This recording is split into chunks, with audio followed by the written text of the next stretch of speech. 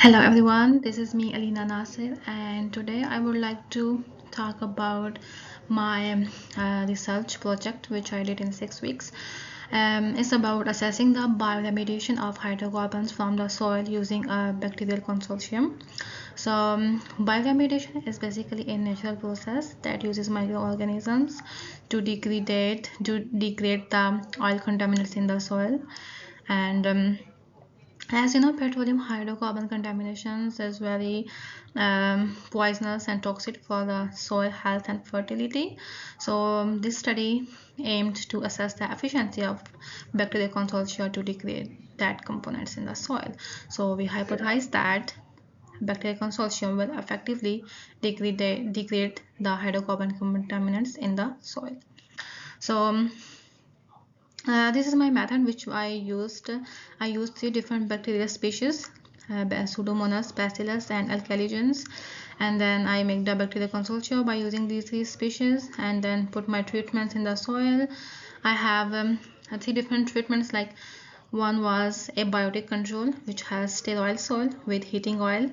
Next one is biotic control, which has sterile soil and my consortia. And third one is my bioremediation treatment, which is basically my sterile soil, heating oil, and my bacterial consortia, all 3 together. So I did my MPN, most probable number, and then GC gas chromatography, and then read my MPN plates, check my bacterial counts over 14 days period.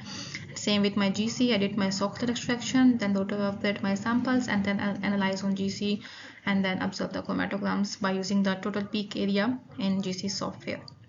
So the results which I observed in my bioremediation treatment, same bacteria show growth until day 7 and then decline again, because when there was no nutrients, then bacterial growth drops.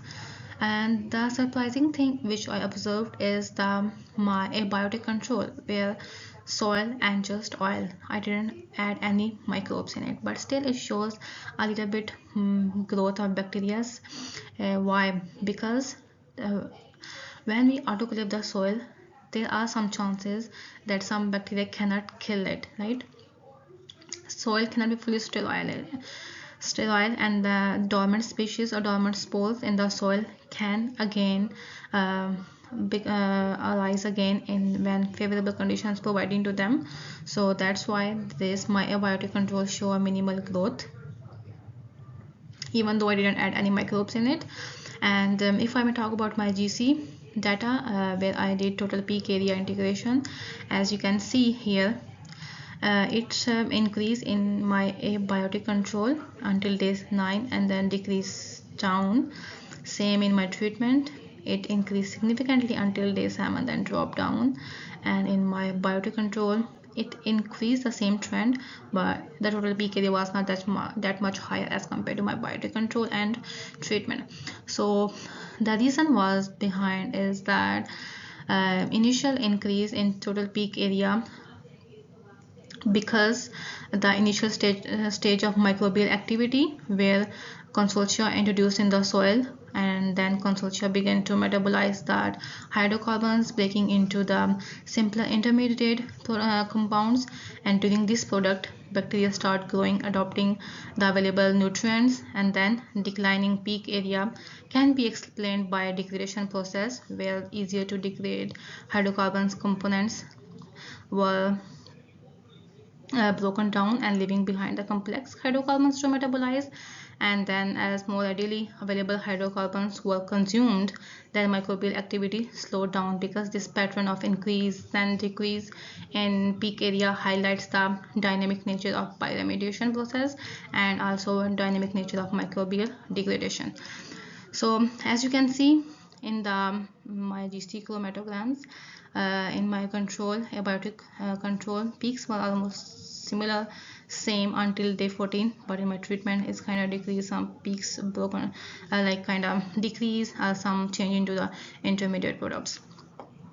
So we can conclude that there was some biodegradation in my treatment samples.